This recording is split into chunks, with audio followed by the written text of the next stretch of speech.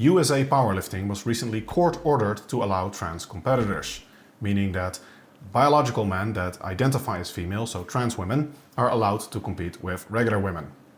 Since this goes for powerlifting and this was court-ordered, this should now go for all sports. And this is also the position of the current Olympic Committee. And also in Canada, we can get a preview of how this might go, because in Canada, the Canadian Powerlifting Union is already very gender inclusive. And recently, Avi Silverberg competed there, basically identifies as male, but for the purpose of the competition said that he was female, to prove a point, I'm assuming. He dominated the bench press record. So a guy that identifies as male, but for the purpose of the competition said that he was identifying as female, competed with women and set a new record. The previous record was also set by a trans individual, an actual trans individual though in this case. I'm sorry, this video might get confusing at times. That individual was, it's not too fair to say, dominating the competition already. I think her name is Anne Andries and she won the last 8 out of 9 competitions. So a trans individual was already dominating the competition, a real trans individual, and now a fake trans individual came in and dominated the already dominating competitor. So what does this mean and is this fair? And in this video I'm mainly going to look at the science of the competitive advantage that trans athletes have. And of course I'm going to focus on biological men that want to compete and identify as women. It's almost never an issue if biological women want to compete with biological men, because they, in almost every sport we know, don't have a competitive advantage. I don't think there's much concern about that. It's inclusive and not unfair, so I don't think there are a lot of people that are opposed to that, but that might be a topic for another video. In this video I'm going to focus on trans women competing with regular women. Now, the obvious solution to this is testosterone limits. Everybody knows men have more testosterone than women. Testosterone is associated with anabolic properties and a lot of competitive advantages. So if you just lower the testosterone of the athlete, then they should be like women, right? If you take a guy and you lower his testosterone, then he's basically a woman, right? Yeah, no, it doesn't work like that at all. A recent systematic review on this concluded the following from 2021. The data show that strength, lean body mass, muscle size and bone density are only trivially affected by testosterone suppression. The reductions observed in muscle mass, size and strength are very small compared to the baseline differences between males and females in these variables. And thus, there are major performance and safety implications in sports where these attributes are competitively significant, which would be basically every sport. They also found that the average trans woman is in the top 10% of regular women for lean body mass and grip strength, even after years of hormone therapy. Another 2021 systematic literature review found that hormone therapy decreases strength, lean body mass and muscle area, yet values remain above that observed in cisgender women, even after 36 months. These findings suggest that strength may be well preserved in trans women during the first 3 years of hormone therapy. And if it's preserved for 3 years, we can be pretty sure that it's preserved pretty much indefinitely, because all the hormonal effects at that point are gone. Now, why is this? And why is it not the case that just lowering testosterone levels brings you back to the competitive level as a woman, as a guy? There are actually a lot of reasons for this, and the most obvious one is that this is not the only factor. And secondly, that your current testosterone or androgen level in general is but one of the factors that make you have body mass, strength, competitive advantage, etc. that you currently have. Also important is your total lifetime exposure to this, and very importantly, your exposure during puberty and even prenatally. Moreover, it's worth noting that the current testosterone limits set by, I think, the Olympic Committee and some other organizations, they typically vary between 10 and 5 nanomole per liters. It used to be 10 and now they're erring more towards 5. And they definitely should, because the upper limit of the reference range for most women is 2. So 10 is 5 times higher than that, and 5 is still more than double that. So you take a very genetically gifted woman in terms of testosterone levels, and then she still has probably half the testosterone that a trans athlete might have or is allowed to have under these rules. We can also look at research on prepubertal children. And we have a nice study on this that found the boys presented higher values in all selected tests except tests of balance and flexibility, in which girls scored better. So basically, even before puberty, boys already have very significant competitive advantages in almost every domain of sports except flexibility and balance. And I think the perfect illustration of this is what happened in 2017 when the US national soccer team, who has won the World Cup, if I'm not mistaken, scored 2-5, meaning they lost, to the FC Dallas under-15 boys. Meaning 15-year-old boys absolutely dominated the women's national soccer team. Now, this was not an official match, but I think competitive athletes would be reluctant to, let this slide and not do their best. They were in training and it was normal official match rules. So I think that's pretty telling. We also have good research showing that prenatal testosterone exposure, which can be measured as the ratio of your 2D to 4D, so if you have very long ring fingers and relatively short index fingers, that's actually strongly correlated and reflective of your prenatal testosterone exposure. And this is correlated with a wide range of things, both in sports and in other domains. Like even within, for example, homosexual couples, the likelihood that one is femme or butch has been correlated to the ratio of the ring fingers by virtue of prenatal testosterone exposure, and also a predictive of success in sumo wrestling, soccer, a wide range of physical abilities and sports. So it's very interesting that even the amount of testosterone you're exposed to in the womb before you're actually born already explains a lot about how your body is made up, your anatomy, even your brain. Speaking of which, it's not just testosterone levels and previous testosterone levels that give you a competitive advantage as a guy over a girl. There's also a big difference in anatomy. Unless you're blind, you've probably seen that men and women have quite a different body structure. And some of these differences have profound implications for athletic ability. So men typically have longer proportionate arms and legs, higher center of gravity. Now these things can be good or bad depending on the sport, but especially the relatively longer forearms combined with a lower carrying angle are an advantage for grip strength.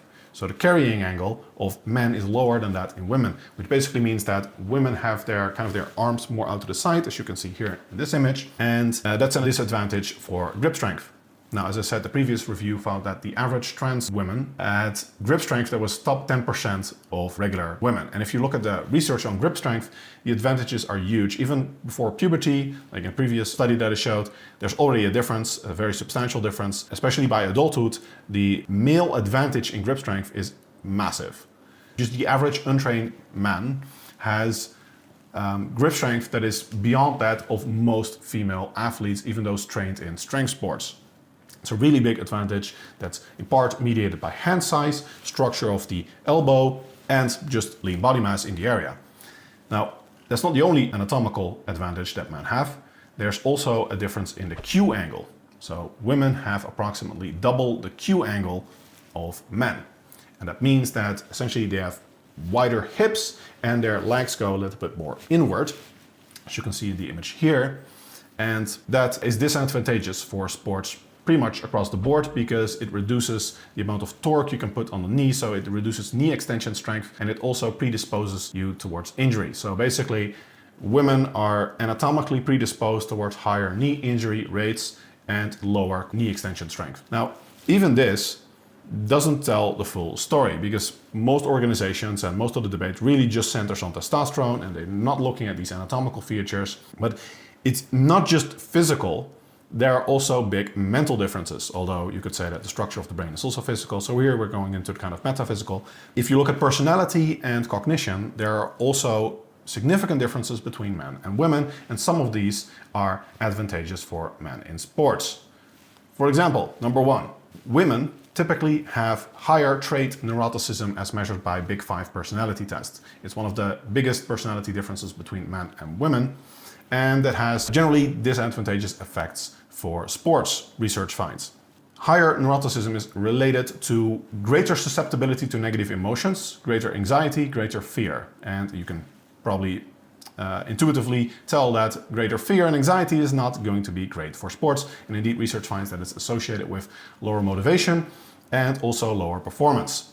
You're not going to be as risk-taking. You're going to be more fearful, and especially in sports with high contact or high impact, that might make you not go for that last pass, not go for the tackle or whatever, and therefore reduce performance. A great example of this is traffic accidents. If you look at how many traffic accidents are caused by young men, it is extremely disproportionate. Young men take far greater risks than women. So clearly it's not always a good thing to be more of a risk taker, but in sports generally it is. It means you're more likely to rise up to the challenge even if it puts yourself at risk, even if that's like objectively a bad thing for yourself, for your own health. Now, there are also differences in visual spatial abilities, and these differences are actually quite large and probably a lot more important even than personality differences. Like women have advantages in some areas of cognition, men have an advantage in visual spatial cognition, and this is pretty huge. If you, for example, look at men's ability, or boys' ability even before puberty, to track objects in space, like a ball during sports, then you see very significant differences between men and women. And also, if you combine this with the different anatomy of the forearm and the ability to manipulate objects and motor skills, then you see that men are a lot better at throwing objects to desired locations, which makes a lot of sense evolutionarily speaking, because men have evolved more towards to hunt and to fight, and therefore they are better evolutionarily adapted to those things, whereas women are better evolutionarily adapted to other things, such as verbal memory, language, social skills, reading emotions. So men and women both have advantages. It's just that it so happens that most of the male advantages are for things related to hunting and fighting, which means they are going to be related more to sports. Now, overall, it's clear that men have significant advantages over women, and if you are a transgender, testosterone suppression is not going to fully eradicate these differences, not even close actually. So if we currently look at examples of trans athletes competing and how they're doing, it's quite clear that there are a lot of cases where trans athletes are dominating female competitions. Thomas wins the NCAA championship. I was just happy to be here, trying to race and compete as best as I could. Already set a state record today.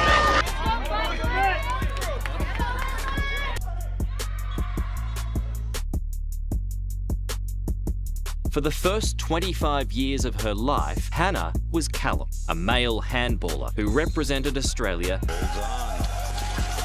At the age of 43, nearly double the age of any of the other female contestants. Fox delivering the knees, and that's it. Fallon Fox. That was sweet, huh? Did you like that? Every woman in this tournament better look out. Being born male doesn't give you a physical advantage competing in female MMA? No, not at all. Right, let's sum up briefly before we get to policy implications. Men have significant athletic advantages over women in anatomy, visual spatial abilities, lower neuroticism, and prenatal and pubertal testosterone exposure, which gives them greater grip strength, and not to mention a lot of anatomical advantages ranging from advantages for the Q angle, carrying angle, body structure, grip strength, wide variety of ways. And importantly, hormone therapy alone or testosterone suppression therapy is not enough to fully eradicate these differences and level the playing field. There is still a substantial difference of the average trans woman over the average regular woman. So what does this mean for policy implications? Well, strictly in terms of fairness, I think it is quite clear that scientifically speaking, men have a significant advantage over women, which means that trans women cannot fairly compete with biological women. Of course, the reverse, trans men competing with biological men is fine because they have a disadvantage. So if they want to do that, I don't think a lot of people will have an issue with that. But trans women competing with biological women is probably unfair in the vast majority of cases. Does this mean that it should not be allowed? Maybe we should have laws against it? I don't think so, because there are other factors to consider. First of all, fairness is inherently basically a delusion. I think a lot of people are under this idea that sports are fair, but really they're not. Because just like there are significant athletic differences in predispositions between men and women, between the sexes, there are also massive differences between individuals in terms of genetic ability. So if you're a midget and you want to be the next Michael Jordan, tough luck. It's not gonna happen. If you look at Ronnie Coleman in bodybuilding, for example, he went pro before he started using steroids. That's like unheard of. To be honest with you, I just got a burning desire to be successful in life. I've always had it. I was pretty much born with it. Just look at the physiques of some of these individuals before they really knew what they were doing, and you can clearly see that in terms of muscle mass, strength, just raw athletic ability. In almost any sport we see individuals that are just massive outliers compared to the norm, and there are a lot of physical traits that you basically need to have, whether it's height or strength or visual spatial ability or reflexes, that you have very little control over, but you just need to have to compete at the top level. Especially here, we're mostly talking about world records, national championship, etc. So in that sense, we can say, well, sports is also a social activity. It's about fun, it's about inclusivity, and maybe we shouldn't care that much about fairness. And I think that's a fair argument if you're doing like local competitions and everyone is okay with it. However, especially at the pro level, I think it's probably not fun for women, and we have to strike a balance between trans rights and women's rights, because it's maybe fun for the one trans woman, the weightlifter that's winning all the competitions, but maybe that's not so fun for all the women competing and training their whole life for something that they now have no shot at winning. So basically, fairness is not the only factor we should consider, but especially at the top level, it is almost certainly important. And this also brings me to a point that we probably need to think of a more utilitarian approach to this, because it's not about what is fair. Fairness itself is kind of a vague concept and in large part a delusion inherently because of the genetic differences between individuals. So we just need to strike a balance that is utilitarian, meaning it achieves the greater good, the most happiness of every individual combined. And that brings me to the second counter-argument, that we should not allow trans women to compete with biological women. And a counter-argument would be, it's unfair to trans women. And it is, and I get it. So if you're born in the wrong body, this is kind of contentious, but let's not go into that. And you didn't really choose to be trans individual. Most trans individuals experience gender dysphoria and a lot of discomfort, social unease. It's not really a choice in that sense to be trans. I'm all for, if people want to use your preferred pronouns, you want to change your identity, you want to change your name, if it doesn't pose a security risk, change your passport, all of these things. Completely fine. Marry who you like, be who you like, as long as it doesn't hurt anyone else. Great. In sports though, you are hurting someone else, and that's women. So your rights have to be balanced out with women's rights. And from a utilitarian perspective, there are simply far fewer trans individuals than there are women, especially competing in women's sports. So we're looking at the rights of the 1% versus the rights of the 99%. I think a simple balancing scale act would be to say, probably we have to go for the 99% and prioritize that. Also, it's worth noting that trans individuals have a choice, whereas women do not. So if you are a trans woman, then you can still compete with men. So you can still play the sport, whereas women don't have that choice at all. Women cannot choose to compete with men. There's also that to consider. Now, all in all, what's my position? I think that the current position standpoint from the court that ordered USA Powerlifting and thereby essentially set the precedent for all sports to mandate trans inclusion in sports is wrong. I think that it is blatantly unfair from a scientific competitive advantage point of view, and it's also not good to mandate these things. And especially mandating this sets the precedent, like I said, for other sports, including martial arts. Now, do we really want trans women to fight biological women? I think that given the advantages that trans women have, including in this part also higher bone density in the face, which is likely reduces injury risk, it might be very dangerous for biological women to compete against trans women. So I don't think we want a blanket law that mandates the inclusion of trans individuals in all sports, or in any sport for that matter. But I also don't think there should be a law against it. If an organization wants to allow trans individuals to compete in whatever manner they choose, I think that should be up to the organization. Your party, your rules. So I think we should just allow individuals to organize this for themselves and organizations, not have any rules prohibiting it or enforcing anything, and then we see how things solve themselves. A solution that I've often heard is that organizations should create a trans category. And I think that's not going to work.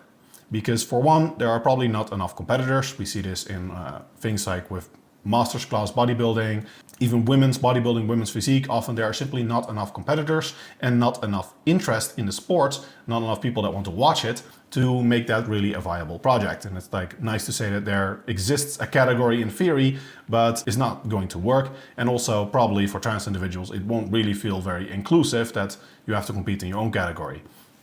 I mean, it's great that there is a category, but I imagine it's still not an ideal solution, and certainly not one that's going to work very well. So I think a trans category is one solution, but probably not the solution for everyone.